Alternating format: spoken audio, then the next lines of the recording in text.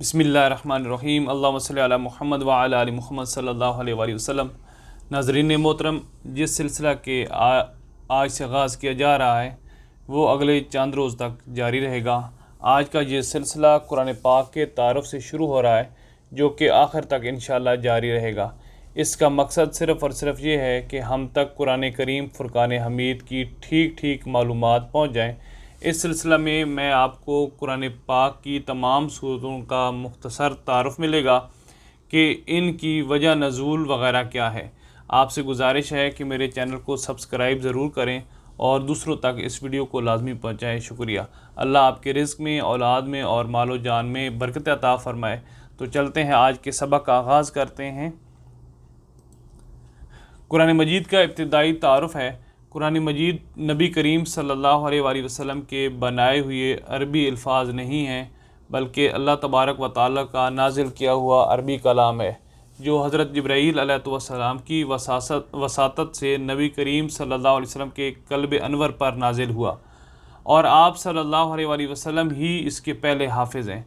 अरशाद बारी ताला है, बेशक हमने इस कुरान को अरबी ज़बान में नाजिल किया है ताकि तुम इसको समझ सको। कुरान मजीद अल्लाह का कलाम है जो सब कलामों से बेहतर है, इसलिए इसको सीखने लोगों को सिखाने वाला सबसे बेहतर है।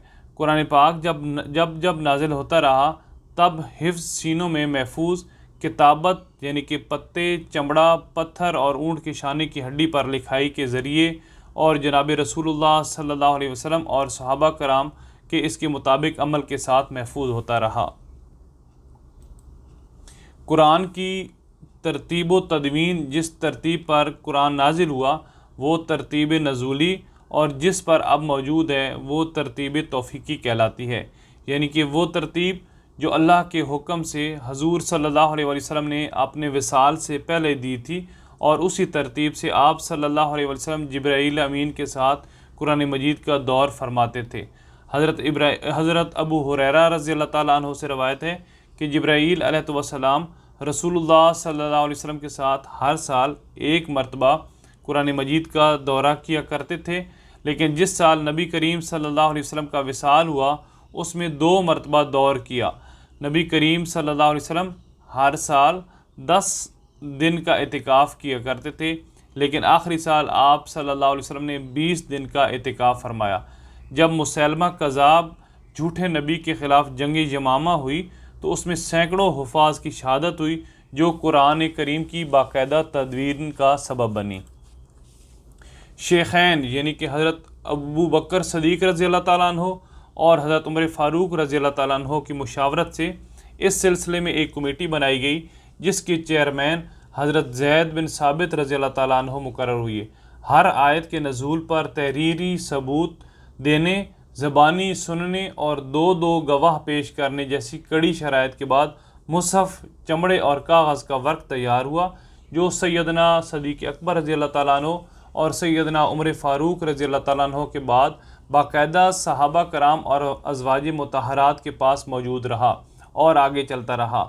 हज़रत उस्मान गनी रज़ियल्लाहु ताला अन्हु के दौर में आपने हज़रत उज़ैफ़ा को आर्मीनिया और आज़रबाईजान के इलाक़ों में अमीर बनाकर भेजा, तो किरातों में इख्तिलाफ़ देकर हज़रत उस्मान गनी रज़ियल्लाहु ताला अन्हु ने सबको लुग़त कुरैश पर जमा किया और ये नुस्खे तमाम इलाक़ों के अमाल यानी कि हुक्मरानों को भिजवा दिए।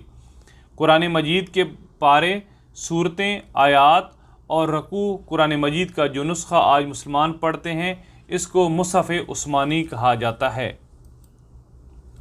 कुरान करीम की आयात की तादाद 6236 है। मशहूर ये है कि 6666 आयात हैं, लेकिन ये बात भी मुकम्मल तौर पर गलत नहीं की जा सकती, क्योंकि इस तरीके के मुताबिक बाज़ मकामात पर वक्फ़ शुमार नहीं किया गया। बाज़ ने बिस्मिल्लाहिर्रहमानिर्रहीम को हर सूरत के साथ अलग अलग एक आयत शुमार किया है। कुरान करीम के 30 पारे हैं और एक माह में 30 दिन होते हैं, तो एक माह में कुरान मुकम्मल किया जा सकता है। कुरान मजीद में 114 सूरतें हैं। सूरत का मानी निशानी है, यानी हर सूरत मार्फत और अदराक की निशानी है। कुरान करीम की कुल 7 मंजिलें हैं। एक हफ़्ता के 7 दिनों की मुनासबत से कुरान को 7 तादाद अहज़ाब ग्रुप में तकसीम किया गया है, جناب اوس رضی اللہ تعالیٰ عنہ کہتے ہیں کہ میں نے اصحاب رسول صلی اللہ علیہ وسلم سے سوال کیا آپ قرآن کو کتنے حصوں میں تقسیم کرتے تھے؟ انہوں نے ارشاد فرمایا پہلی منزل سورۃ فاتحہ سے سورۃ نساء تک، دوسری منزل سورۃ مائدہ سے سورۃ توبہ تک، تیسری منزل سورۃ یونس سے سورۃ نحل تک، چوتھی منزل سورۃ بنی اسرائیل سے سورۃ فرقان تک، پانچویں منزل سورۃ شعراء سے سورۃ یاسین تک، چھٹی منزل سورۃ صافات سے سورۃ حجرات تک، ساتویں منزل سورۃ قاف سے سورۃ ناس تک۔ قرآن مجید میں مختلف مقامات پر رکوع کے اشارے ملتے ہیں جس کا مقصد آیات کی ایک متوسط مقدار کو متعین کرنا ہے جو ایک رکعت میں پڑھی جا سکیں، اسی لیے اس کو رکوع کہتے ہیں۔ ان کی معروف تعداد فتاوی عالمگیری کے مطابق 540 ہے جو روزانہ کی ہیں۔ تراویح کی ہر رکعت میں ایک رکوع پڑھنے اور 27 رمضان المبارک تک قرآن مکمل کرنے کی مناسبت سے ترتیب دیے گئے ہیں۔ مکی و مدنی صورتوں کے مضامین: جن صورتوں میں عقائد یعنی توحید، رسالت، آخرت، ملائکہ اور آسمانی کتابوں کا تذکرہ ہے وہ سب صورتیں مکی ہیں۔ جن صورتوں میں آیات سجدہ ہیں وہ بھی مکی ہیں۔ جن میں لفظ کلا ہے وہ مکی ہیں۔ اسی وجہ سے قرآن کے نصف اول میں لفظ کلا نہیں ہے۔ قرآن کے نصف اخیر میں کلا کا لفظ تکرار کے ساتھ ملتا ہے کیونکہ قرآن کا آخری آدھا حصہ مکہ میں ہی نازل ہوا۔ جن آیات میں انبیاء اور ان کی امتوں کا تذکرہ ہے وہ بھی مکی ہیں۔ جن صورتوں میں حروف مقطعات ہیں وہ بھی عموماً مکی ہیں۔ مدنی صورتوں میں عبادات یعنی نماز، روزہ، حج اور زکوٰۃ کا تذکرہ ہے اور معاملات انسانی یعنی معاشرت، معیشت اور سیاست جیسے موضوعات کو مدنی صورتوں میں بیان کیا گیا ہے۔ قرآن مجید میں لفظ قرآن تقریباً 70 مرتبہ مذکور ہے اور قرآن مجید کے صفاتی ناموں کی تعداد بھی 70 کے قریب ہے۔ قرآن کے ذاتی نام 5 ہیں جن کو الکتاب، القرآن، الذکر، الفرقان، التنزیل یعنی قرآن کی 4 حصوں میں تقسیم درج ذیل ہے۔ پہلا حصہ سورۃ فاتحہ سے سورۃ انعام 6 صورتیں، دوسرا حصہ سورۃ اعراف سے سورۃ کہف میں ولجتلطف کے لفظ تک 12 صورتیں، تیسرا حصہ ولجتلطف سے سورۃ زمر کے آخر تک 21 صورتیں، چوتھا حصہ سورۃ مومن تا سورۃ ناس 75 صورتیں۔ 3 فضیلت والی صورتیں جن کے بارے میں بیان ہے۔ حضرت عبداللہ بن عباس رضی اللہ تعالیٰ عنہ سے روایت ہے کہ رسول اللہ صلی اللہ علیہ وسلم نے فرمایا اذا زلزلت آدھے قرآن کے برابر ہے اور قل هو اللہ احد 1/3 قرآن کے برابر ہے اور قل یا ایھا الکافرون 1/4 قرآن کے برابر ہے۔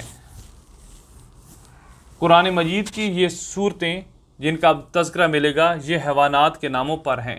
سورۃ بقرہ یعنی کہ گائے، سورۃ الانعام چوپائے، سورۃ نحل شہد کی مکھی، سورۃ نمل چیونٹی، سورۃ العنکبوت مکڑی، سورۃ العادیات سور اور سورۃ الفیل ہاتھی کے نام سے مشہور ہے۔